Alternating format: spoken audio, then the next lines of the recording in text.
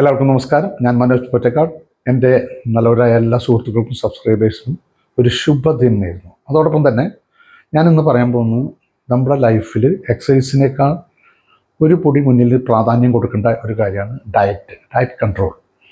നിങ്ങൾ diet skipping അല്ല വേണ്ടത്. Skipping is not a diet. Diet എന്ന് പറഞ്ഞാൽ പ്രോപ്പറായിട്ടുള്ള ആഹാര രീതി.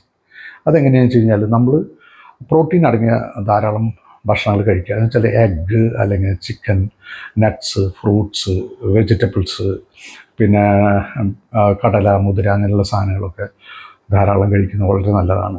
ചോറ് കുറച്ച് കുറയ്ക്കുക. ഉച്ചയ്ക്ക് മാത്രം ഒന്നോ രണ്ടോ സ്പൂൺ ചോറ് കഴിക്കാം. ചോറിനേക്കാൾ കൂടുതൽ തോരനും അങ്ങനെയുള്ള സാധനങ്ങളൊക്കെ കഴിച്ച് നമ്മൾ പ്രോട്ടീൻ അടങ്ങിയ ഭക്ഷണങ്ങൾ കഴിക്കലാണ് യഥാർത്ഥ ഡയറ്റ് എന്ന് പറയുന്നത്. അല്ലാണ്ട് ഒരിക്കലും ഭക്ഷണം കുറയ്ക്കലല്ല, കഴിക്കുന്ന രീതികൾ മാറ്റലാണ് ഞാനൊന്ന് പറഞ്ഞ് മനസ്സിലാക്കിയത്. എൻ്റെ ഒരു എക്സ്പീരിയൻസാണ്, കുറേ കൊല്ലങ്ങളുടെ എക്സ്പീരിയൻസാണ് ഞാൻ നിങ്ങൾക്ക് ഷെയർ ചെയ്യുന്നത്.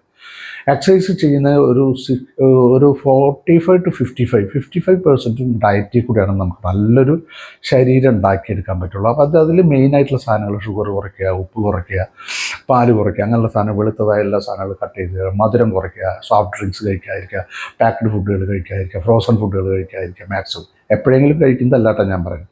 ഇതൊക്കെ എപ്പോഴെങ്കിലും വേണമെങ്കിലൊക്കെ ഒന്ന് കഴിക്കാം, അതൊന്നല്ല.